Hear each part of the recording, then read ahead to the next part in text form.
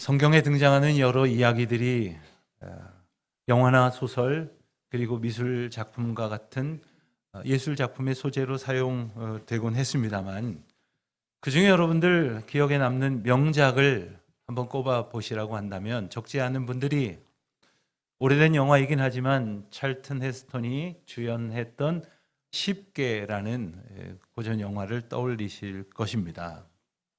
아마 그 영화보다는 1998년에 벌써 오래됐네요. 발표된 애니메이션 이집트 왕자를 떠올리시는 그런 분들도 계실지 모르겠습니다. 그런데 이 두 영화의 공통점이 있습니다. 모두가 오래도록 기억이 날 만한 압권이라고 할 수 있는 명장면이 있었으니 바로 홍해가 갈라지고 그 가운데로 이스라엘 백성들이 지나가는 장면일 것입니다. 아마 그날 그 밤은 영화를 본 분들도 기억이 많이 나시겠지만 그 자리에 있었던 이스라엘 백성들 그리고 그 후손들에게는 영원히 잊지 못할 것입니다. 유월절로 길이 기억될 그 밤은 유대인들이 쓰는 달력을 기준으로 보면 1월 15일 밤이었습니다. 하나님께서 애굽의 바로 왕에게 모세를 보내셨죠. 내 백성을 보내라고 명령하셨지만 바로는 듣지 않았습니다. 하나님께서 재앙을 내리셨습니다. 그러면 네 알겠습니다 했다가 또 말을 번복하고 또 백성들을 붙들어 두었습니다. 결국 10번째 재앙까지 이르게 되었죠. 10번째 재앙, 우리가 잘 아는 대로 모든 집집마다 첫째 장자들은 다 죽는 무서운 형벌이었습니다. 결국 바로가 이스라엘 백성들의 해방을 허락하게 되죠. 그들은 그래서 애굽을 떠나게 된 겁니다. 그런데 그 수가 성인 남자만 60여만 명, 어린이들이나 노약자들까지 다 합치면 약 300만 명에 달하는 그러한 많은 숫자가 행진을 하게 되었던 거죠. 그들에게 있어서 첫 번째 위기는 생각보다 너무 빨리 닥쳐왔습니다. 그들이 도망을 치는데 마음이 바뀐 바로가 군대를 보내서 그들을 추격하게 했던 거죠. 하지만 가로막힌 홍해 앞에서 모세는 간절히 기도하고 지팡이를 들어 내리쳤을 때 홍해가 갈라졌죠. 그리고 그 가운데로 마른 땅을 지나는 것처럼 통과했습니다. 곧이어 추격해오던 애굽 군대는 다시 합쳐진 물살에 잠겨서 몰살됐다는 것 아닙니까? 애굽을 떠난 백성들 어떻게 지냈을까요? 우리는 그 명장면만 딱 보고 잊어버릴런지 모르지만 생각해 보면 사실 고난의 시작이었습니다. 먹고 살 일이 일상의 모든 것이 큰 어려움이었을 것입니다. 아마 처음 얼마 동안은 도망쳐 나올 때에 가지고 나왔던 음식을 의지했을 것입니다. 출애굽기 12장 39절에 보면 그들이 애굽으로부터 가지고 나온 발효되지 못한 반죽으로 무교병을 구웠다고 했어요. 그들은 원래 이 반죽에다가 효모를 넣고 부풀어 오르면 그것을 구워서 빵을 만들어서 먹었는데 그게 다 발효될 시간적인 여유도 없이 그들은 급히 떠나왔다는 이야기입니다. 그것을 그릇에 싸가지고 나왔죠.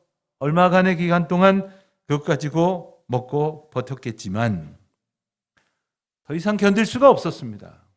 그러다가 그들이 마라라고 하는 곳에 이르렀는데 물이 있어서 마셨더니 그 물이 써서 먹을 수가 없게 되었습니다. 백성들이 불평을 했습니다. 원망을 했습니다. 그랬더니 모세가 나뭇가지를 꺾어서 물에 던져 넣으니까 그 물이 달게 되어서 먹을 수 있게 된 것 아닙니까? 그들은 엘림이라는 곳에 이르렀을 때 물샘이 12개나 있는 것을, 그리고 쉴만한 종려나무가 70그루나 있는 것도 경험을 하게 되었습니다. 그러니까 한 걸음 한 걸음 하나님의 은혜와 인도하심이 있었음을 그들이 이제 점점 깨우쳐 가기 시작을 한 거죠. 하지만 먹을 건 다 떨어졌어요. 어떻게 됐을까요? 우리가 잘 아는 것처럼 바로 그날부터 하늘에서 비처럼 만나가 내렸다는 것 아닙니까? 언제까지요? 가나안 땅에 들어가서 첫 소산을 얻을 때까지 무려 40년 동안 그 만나는 매일처럼 하나님의 은혜로 그들에게 부어진 것입니다. 교회 학교에서 만나의 비밀을 여러분 들으신 기억이 있으실 거예요. 이 만나는 매일 아침 내려지지만 매일 나가는 게 귀찮다. 그러고서는 좀 더 담아다가 다음날 먹어야지 한다고 하면 상해버렸습니다. 그렇지만 안식일 전날은 이틀분을 가지고 와도 그럴 일이 없었어요. 그리고 안식일 날은 나가서 만나를 걷어오지 않아도 충분히 먹을 것이 그들에게 있었습니다. 가만히 보니까 하나님께서는 너네 노력으로 사는 것 아니다. 쉰다고 굶는 것 아니고 일한다고 해서 더 얻는 것도 아니다. 오직 나의 사랑으로 나의 은혜로 살아가고 있다 하는 메시지를 그들에게 주시려고 한 것이 아닙니까? 그렇게 날 반쯤 지났을 때에 그 유명한 시내 산 아래에 도착을 하게 됩니다. 여기서 11달 정도 머물게 되지요. 우리가 시내 광야 혹은 시내 산 아래를 익숙하게 여기는 것은 그곳에서 아주 중요한 여러 가지 일들이 있었기 때문입니다. 무엇보다 모세를 부르신 하나님께서 십계명을 주셨습니다. 하나님을 사랑하고 이웃을 사랑하는 것이야말로 하나님의 백성이 살아가야 할 기본 중에 기본이다라는 것을 가르쳐 주신 거죠. 그런데 이 십계명은 단순한 명령이 아니었습니다. 하나님께서 그들에게 구체적인 계명을 주시면서 이 계명을 지켜 행할 때 하나님께서 약속하신 놀라운 은혜와 복을 받게 될 것이라는 약속이었죠. 다시 말하면 우리는 그저 지키기만 하면 되는 것이지만 하나님의 놀라운 은혜를 얻을 은혜의 언약이 맺어진 것이 바로 이때의 일입니다. 그런데 그 무렵 하나님께서는 이스라엘 백성들에게 아주 특별한 명령을 하나 하십니다. 성막을 만들어라 하는 것이었죠. 성막은 간단히 말하면 이동식 텐트였습니다. 가로가 약 46m 정도 되고 폭이 한 23m 정도 되는 뜰에다가 60여 개의 청동 기둥을 박아서 이렇게 울타리를 치고 그 가운데에다가 우선 안쪽에 지성소를 만드는데 4.5m 정도 폭의 천막을 두른 것처럼 해놓은 지성소가 있고 그 바로 옆에 지성소의 2배 크기 되는 성소를 만들도록 하셨습니다. 그리고 그 안과 밖에다가 하나님께 드릴 제사에 필요한 몇 가지 기물을 두도록 하셨습니다. 이 성막은 왜 두셨을까요? 바로 이곳에서 이스라엘 백성들이 하나님을 만나는 은혜를 확실히 깨닫게 하시려는 것이었어요. 내가 너희와 함께하리라 하신 그 약속을 모든 백성들로 하여금 잊지 않고 놓쳐버리지 않도록 확실하게 깨우쳐 알 수 있도록 성막을 지으라 하신 거죠. 그렇지만 또 한편으로 생각을 해보면 성막을 지으라고 하신 하나님의 명령은 이스라엘 백성들에게는 조금은 생경하고 또 조금은 뜨악한 그러한 명령이었을런지도 모르겠다 하는 생각도 해보게 됩니다. 아니 지금 먹고 살고 자고 쉬는 게 너무나 급한데 이런 건 뭐하러 만들라고 하시나? 여기서 잘 수도 없고 여기서 뭐 먹을 것이 나올 것도 아닌데 왜 이런 것 시키시나 했을런지 모르겠어요. 그저 자기 먹고 사는 것만 중요하다고 생각을 하는 이들은 이렇듯 하나님께서 하나님의 은혜를 베푸시려고 허락하신 모든 은혜의 사건들마저도 깨닫지 못할 때가 참 많이 있습니다. 그러나 다행히 백성들은 순종했습니다. 아주 구체적인 명령에 세세한 것 하나하나까지 철저히 순종했습니다. 아니 우리가 알고 있는 이스라엘 백성들은 별로 순종 잘 안 하는데 어떻게 그게 가능했을까요? 지난 몇 달 동안의 시간을 돌아보니까 하나님의 인도하심이 아니고서는 단 한 발자국도 나갈 수 없다는 것, 단 하루도 편안하게 살 수 없다는 것을 그들은 깨달았기 때문입니다. 홍해를 빠져나오는 것부터 물 한 모금 먹는 것에 이르도록 하루하루 한순간 한순간 전적인 하나님의 은혜 안에 있음을 깨닫기 시작한 백성들은 순종하는 것이야말로 살 길이라는 것을 알게 되었습니다. 사실 하나님의 명령을 순종하는 것은 어려운 일이 아닙니다. 왜 어려운 일이 아니냐 하면 하나님께서 아주 구체적으로 언제나 우리에게 하나님의 뜻을 알려주셨기 때문입니다. 성막을 짓는 것만 봐도 그렇습니다. 복잡한 것 같지만 복잡할수록 시키는 대로 하면 되는 거예요. 그런데 문제는 우리가 하나님의 구체적인 명령과 인도하심에 귀를 기울이지 않는 거예요. 그러고선 나중에 딴소리 하죠. 하나님 도대체 어떻게 살으라는 겁니까? 내가 어떻게 걸어가야 합니까? 하나님께서 다 일러주셨음에도 불구하고 그런 이야기를 하고 있는 것은 자기 생각, 자기 욕심이 주인 되었기 때문 아닙니까?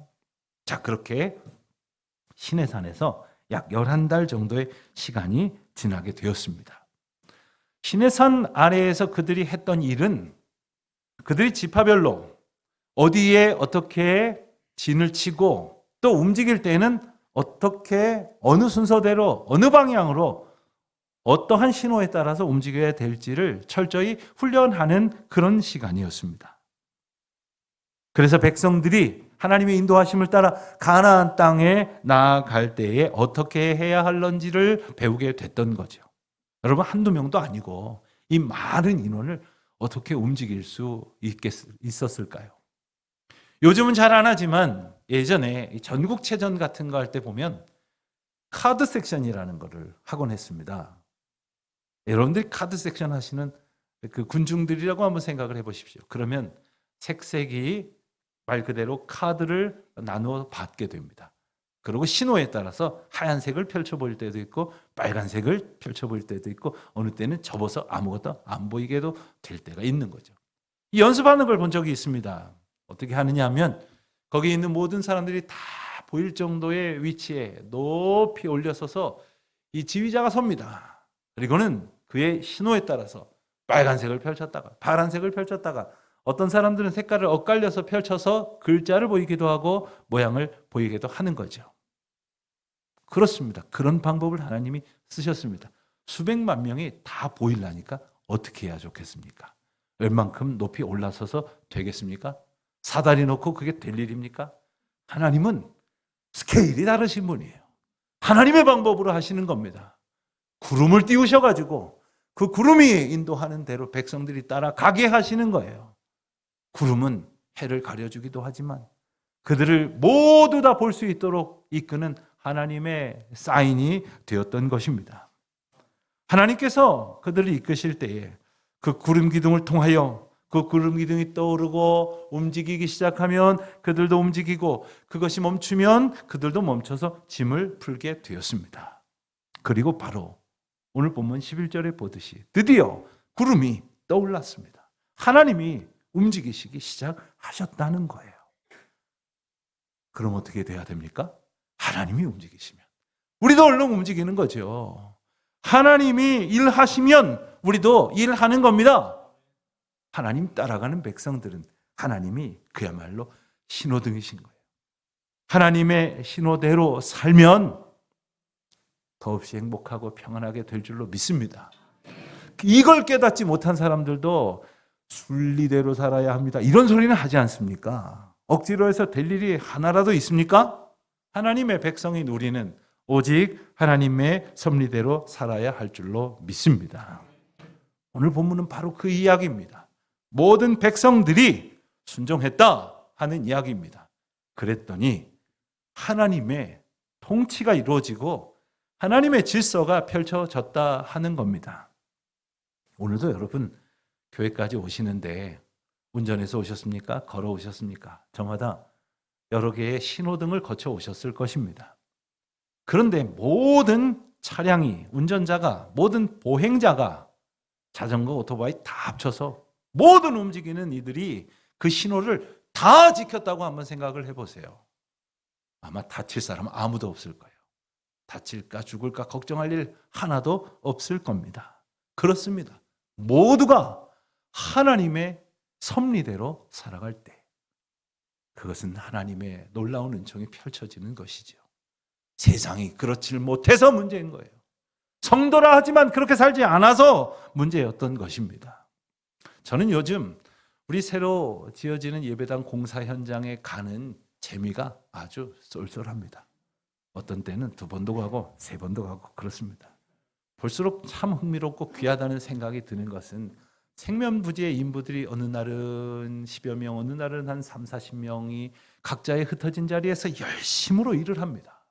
전에는 가서 보면 오늘도 땅 파고 또 가도 땅 파고 또 가도 계속해서 파고 보이는 건 흙뿐이었는데 요즘은요 모양도 갖추고요 철근도 깔고 그리고 배선도 깔고 그리고 겉부집도 만들고 엊그저께에는 우리가 사용할 예배당으로 봤을 때는 천장 그 위에 자동차가 이제 주차하게 될 곳으로 봤을 때는 바닥면에 콘크리트 타설을 했습니다. 여러분 길 가다가 레미콘 차량을 보신 적이 있죠. 그 레미콘 차량이 한 대씩 와서 가득 실은 콘크리트를 붓습니다. 그 한 대에 2.6톤이나 들어있어요. 그렇게 많은 콘크리트를 부어놓고는 무려 하루에 62대가 와서 콘크리트를 붓습니다. 한 층을 짓는데 그 정도예요. 그렇게 튼튼하게 지어야 저와 여러분이 들어가서 마음껏 하나님을 찬양하고 예배할 수 있을 것 아닙니까? 하루가 다 가도록 그 콘크리트가 부어졌습니다. 무려 그날 하루 부어진 콘크리트만 855톤이나 되는 거예요. 그렇게 한 층 한 층 지어져 가고 있습니다. 그런데 우리는 어떻게 생각합니까? 좀 빨리 어떻게 안 되나? 저거 나중에 하고 이거부터 하면 안 되나? 이런 생각이 들 때가 있지만 공사 현장에 계획이 있고 거기에 필요한 과정이 있고 속도가 있고 방법이 있는 거죠.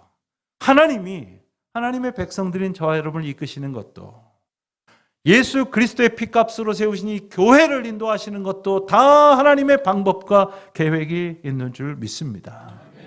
예배당 건축하고 있는 교회 담임 목사라 했더니 주변에 있는 교회 목사님들, 장로님들 중에 건축과 관련된 분들이 유독 관심을 많이 보이세요. 어떤 분들은 건축이 얼마 전에 끝났다고 하시면서 또 계획하신다고 하시면서 그런 중에 어떤 교회를 만나게 됐습니다. 그 교회는 예배당 부지를 사두고 7년이 지나도록 기공식을 못했다는 거예요. 그러니 저희가 얼마나 부럽겠습니까? 그런데 한참을 이야기하다가 지나온 시간들을 말씀을 하시는데 진척이 잘 안 되니까 낙심이 많았답니다. 그리고 장로님들이 모여서 의논하다 보면 서로 원망도 많이 하셨다고 해요. 그러나 이제는 깨달았다고 고백을 하시는 거예요. 이제 공사의 시작이 임박했기 때문에 감사함으로 그 깨달음을 고백을 하기를 목사님, 저희에게는요 기도의 시간이 필요했더라고요. 겸손하게 준비하는 순종의 훈련이 필요했던 것 같습니다. 돌아보면 그 시간 모든 것이 다 소중하게 저희에게 필요했던 것이죠. 저와 여러분에게도 그와 같은 고백의 은혜가 있게 되기를 소원합니다. 오늘 본문을 보면 유다 자손을 선두로 해서 각 진영에 있었던 지파들이 그리고 그 중간중간에 성막과 지성소와 그 성전들에 있었던 기명들을 가지고 레위 자손의 후손들이 이제 질서정연하게 행진을 합니다. 이 장면을 보면 아마도 모르는 이름 나오고 그냥 앞으로 쭉 갔나 보다 할런지 모르지만 여러분 이 속에 내가 있다고 생각을 해보세요. 이 속에 내가 있다? 어디서 들어보셨죠? 이 가운데에 내가 있고 우리가 있는 거예요. 그렇다면 우리가 반드시 기억해야 될 것이 2가지 있습니다. 첫 번째는 모든 사람에게 저마다의 역할과 자리를 부여하셨다는 거예요. 그들에게 이렇게 주셨듯이 저 여러분에게도 그렇게 주셨습니다. 중요한 것은 이게 주어졌다는 거예요. 내가 이거 하고 싶다고 이거 하는 것도 아니고 내가 지금 하고 싶다고 지금 되는 것도 아니에요. 하나님의 때에 하나님께서 허락하시는 방법과 위치와 직임에 따라서 하나님의 일들을 이루어 가신다는 거죠. 또 한 가지는 이 일을 함께 이루어 가도록 하셨다는 거예요. 작게는 우리 집안, 우리 지파, 또 우리 진, 그리고 모든 이스라엘 백성들이 함께 이 일을 감당하도록 주님께서 그들을 이끄셨다는 것이지요. 어떤 이는 앞에서 이끌도록 하셨습니다. 어떤 이는 가운데에서, 또 어떤 이들은 뒤에서, 어떤 이들은 옆에서, 어떤 이들은 뭔가를 들고, 어떤 이들은 메고, 그리고 어떤 이들은 누군가를 도우면서 그 길을 걸어가게 하셨습니다. 앞서 누군가가 우리를 이끌었기에 우리도 지금처럼 걸어갈 수 있었던 것이고, 또한 우리도 이제 다가오는 모든 세대들을 이끌어야 할 책임이 있는 것이지요. 하나님의 은혜 앞에 기쁜 마음으로 순종하는 가운데 연합하는 우리 모든 성도님들이 되시기를 축원드립니다. 오늘 특별히 장로 권사 선출을 위한 공동의회가 있습니다. 여러분, 우리에게 주신 믿음의 유산을 기억하십시오. 그리고 교회를 통해서 계속해서 이 일을 이루어 가실 주님을 소망하시기를 바랍니다. 여러분, 세상을 보고 세상의 사람들을 보면 얼마나 실망이 될 때가 많습니까? 세상이 얼마나 험합니까? 얼마나 낙심이 될 때가 많이 있습니까? 기대할 것이 얼마나 있겠다고들 말할 수 있겠습니까? 그러나 하나님께서는 하나님의 말씀 앞에 순종하는 주의 백성들을 이처럼 귀하게 붙들어 주셨다는 것을 기억하시기를 바랍니다. 오늘 말씀을 읽다 보면 다 읽지 않았지만 10장 끝절까지 이렇게 쭉 읽다 보면 유독 반복이 많이 되는 단어가 있습니다. 우선 군기, 군대에 사용하는 깃발이죠. 군기라는 단어가 4번이나 사용이 됩니다. 성경에 다른 곳에는 몇 번 나오지도 않아요. 또 군대라는 표현도 13번이나 나옵니다. 무슨 뜻일까요? 이스라엘 백성들이 지금 모여서 하나님 앞에 순종함으로 함께 걸어가는 이것은 바로 전시 상황이라는 거예요. 유람하는 게 아닙니다. 지금 단체로 패키지 여행 간 게 아니에요. 하나님의 인도하심을 따라서 영적 전쟁을 살아내야 할 주님의 백성이 주의 인도하심을 따라가는 것이라는 말입니다. 여러분, 이 험한 세상을 살아갈 재간이 있습니까? 믿음 흔들리지 아니하고 낙심하지 아니하고 교만하지도 않으며 오직 하나님께만 소망을 두고 믿음으로 살아갈 수 있는 재간이 있습니까?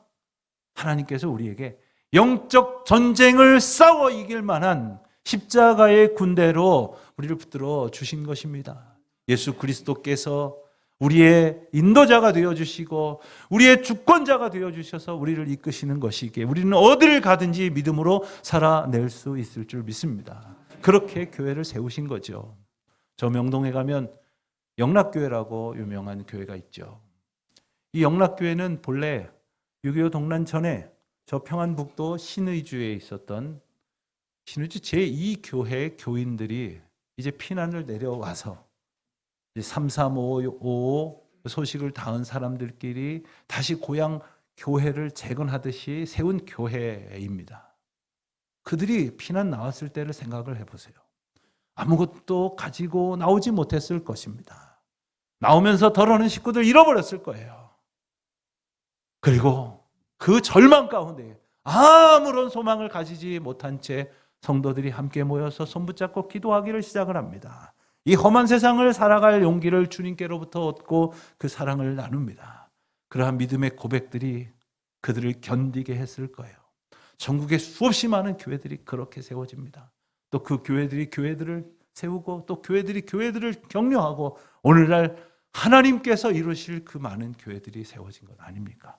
사랑하는 성도 여러분, 우리가 살아가는 세상 참 험하고 힘들다 걱정만 하지 말고 믿음으로 살아갈 수 있도록 앞서 인도자 되셔서 우리를 이끄시는 예수 그리스도의 그 십자가 깃발을 바라보며 소망 가운데에 순종하며 나아가는 주의 백성들 되시기를 축원드립니다.